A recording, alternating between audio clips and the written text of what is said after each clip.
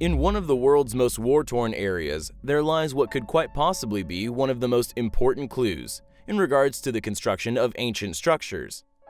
Just northwest of Aleppo in Syria rest the very ancient ruins of what is known as Ain Dara Temple.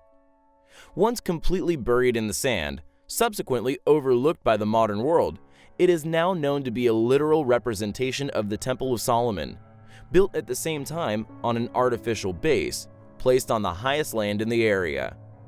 The temple also shared a similar floor plan, entry porch supported by two columns, a main sanctuary divided between an antechamber and a main chamber, and an elevated shrine behind a partition.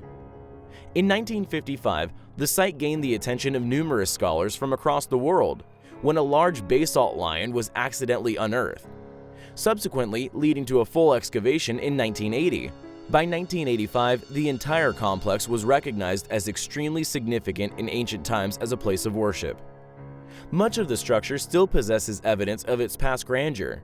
Various reliefs survive that dot the structure, which depict numerous animals. The interior would have been encrusted in hundreds of finely carved reliefs depicting lions, cherubs, mythical creatures, mountain gods, and ornate geometric designs. But what is surely the most interesting of remaining features is that of a pair of giant footprints, placed in alignment with an altar in the center of the temple, as if they were left as an instruction used by beings who would have been around 60 feet tall. Interestingly, no one really knows who built the temple, and it has been a heated debate for many years. Why would a builder of average size decide to create a positional engraving for worship in the scale of a giant?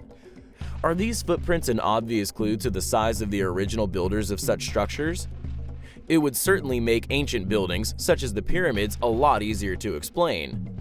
A being of 60 feet in height would be immensely strong, and clearly capable of carving the stones we are now completely perplexed by, such as the 12-sided stone in Cusco, Peru, among countless other examples of seemingly impossible architecture.